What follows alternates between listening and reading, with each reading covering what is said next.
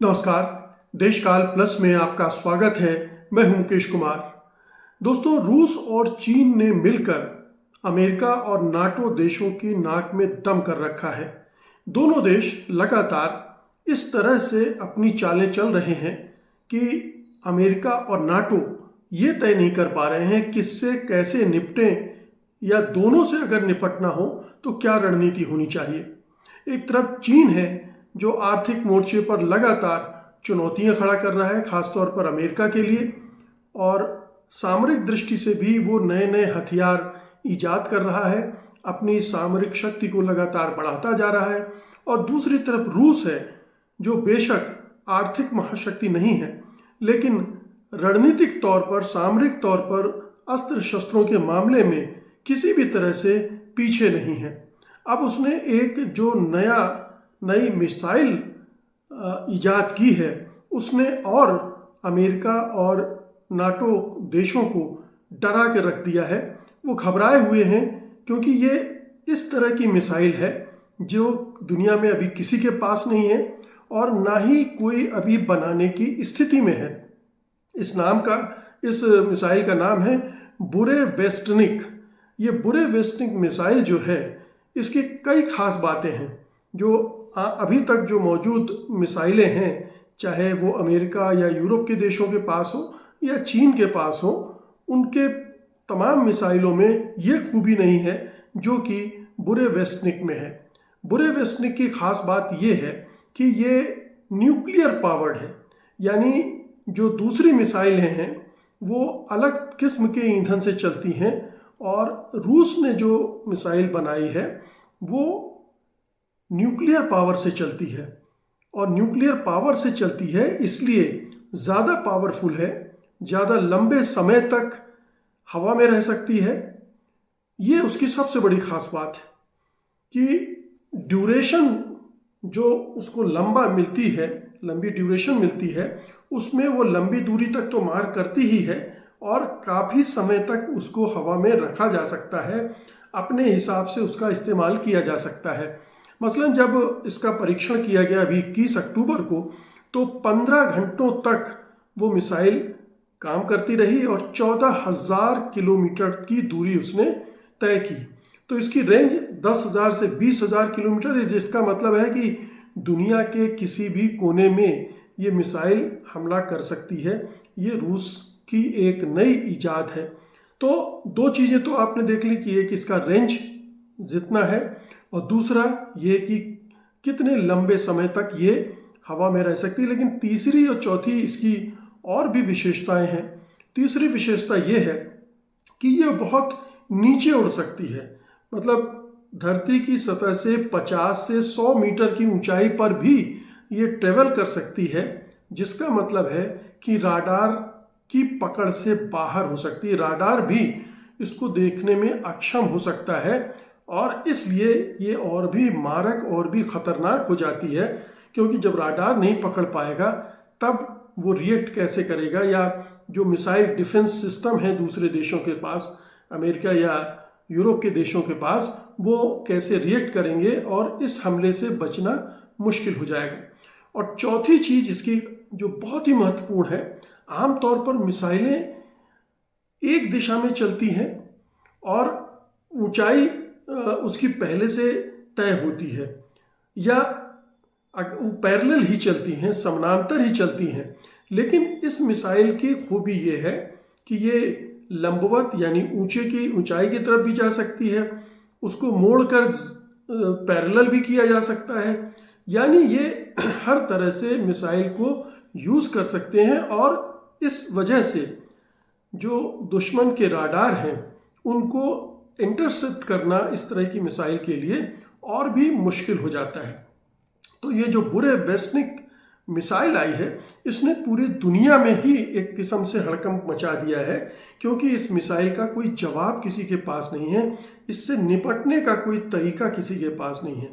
और रूस को ये मिसाइल इसलिए बनानी पड़ी क्योंकि अमेरिका जो गोल्डन डोम बनाने की तरफ बढ़ रहा है, इससे उसका डिफेंस सिस्टम का मजबूत हो सकता है, और उसमें फिर अगर वो रूस पर हमला करता है या नाटो के जरिए रूस पर हमला किया जाता है तो रूस फिर उस पर पलटवार करेगा भी तो वो इफेक्टिव नहीं होगा।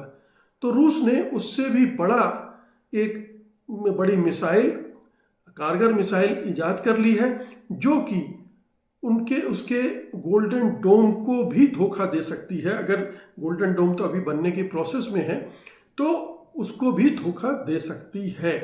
तो ये एक बड़ा डेवलपमेंट है हथियारों की दुनिया भर में, क्योंकि अभी तक किसी भी देश के पास ये नहीं है।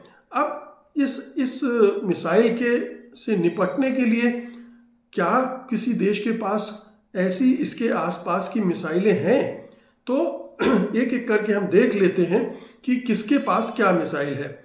अब जैसे आप अमेरिका और नाटो को देखें तो एजिस BMD है जो कि SM-3 मिसाइल से मिड कोर्स इंटरसेप्शन करती है और ये मध्यम हाइपरसोनिक क्रूज के लिए अपग्रेड्स, हाइपरसोनिक है लेकिन क्रूज के लिए इसको अपग्रेड करने की ज़रूरत है।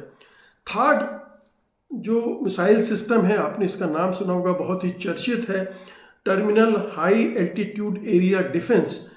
ये अमेरिका के पास है और 200 किलोमीटर की रेंज है, कम है, लो फ्लाइंग क्रूज के लिए अनुपयुक्त है कि निचली सतह पर वो उड़ नहीं सकती है।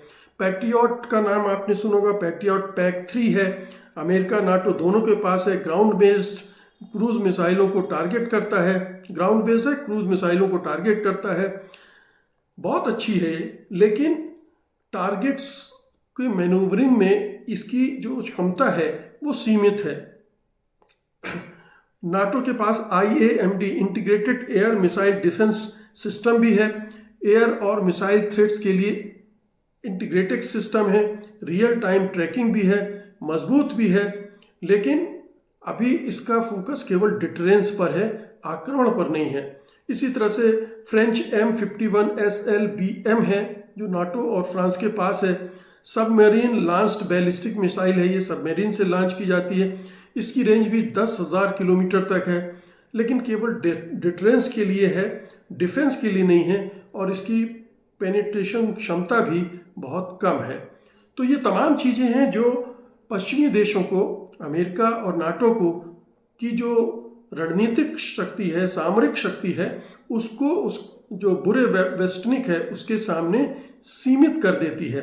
अब पश्चिमी देश क्या कर रहे हैं? शोर मचा रहे हैं कि रूस ने इस मिसाइल को इजाद करके दुनिया भर में हथियारों की होड़ पैदा कर दी है, बढ़ा दी है।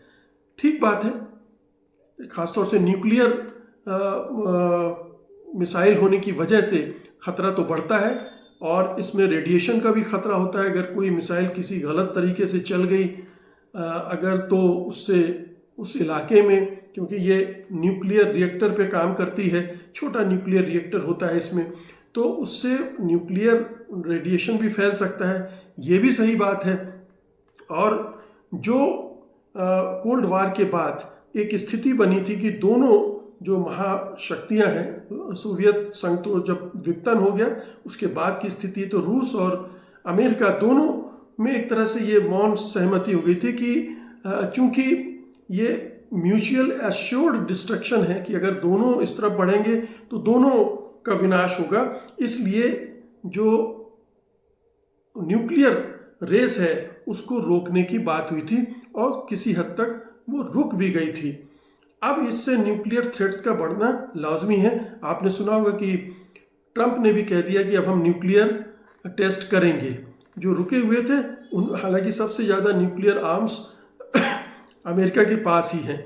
तो ये तमाम चिंताएं दुनिया भर में पैदा हो रही हैं, निश्चित रूप से कि आर्म्स रेस बसे बढ़ेगी तो दूसरे देश भी इस तरह के प्रयोग करेंगे और फिर नाना प्रकार के और हथियार इजाद होने लगेंगे और फिर मानवता के लिए और बड़े खतरे पैदा हो जाएंगे।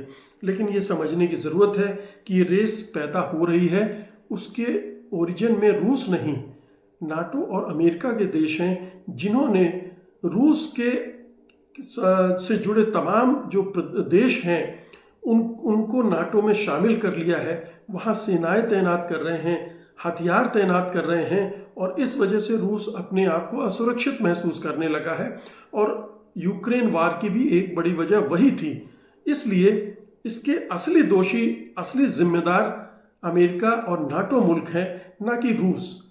लेकिन जाहिर है कि रूस ने ये प्रयोग करके बुरे बैलिस्टिक मिसाइल बनाकर इन तमाम देशों को हिला कर रख दिया है कि वो ये ना समझें कि वो अपराजेय हैं, बल्कि ये जो मिसाइल है इसके बारे में कहा जाता है कि ये अजेय है, इससे पार पाना नाटो देशों के लिए मुश्किल होगा। तो नाटो देश जो अभी चढ़कर बात कर रहे थे, अब उनको समझ में आ रहा होगा कि बेहतर होगा कि रूस के साथ समझौता हो जाए, रूस के खिलाफ कोई साजिश न रची जाए, कुछ ऐसा न किया जाए कि रूस उत्तेजित हो, पुतिन उत्तेजित हो और हमला करने के बारे में सोचें। तो व्लादिमीर पुतिन ने एक बार फिर अमेरिका और नाटो देशों को डिफेंसिव मोड में ला दिया है, और ये चीन के लिए भी अच्छी बात है। दुनिया के दूसरे हिस्सों में जो मुल्क इस राइवलरी में नहीं, उनके लिए भी अच्छी बात है कि जो अमेरिका की दादागिरी है वो इससे नियंत्रित हो सकती है। बहुत बहुत शुक्रिया आपका, धन्यवाद, नमस्कार।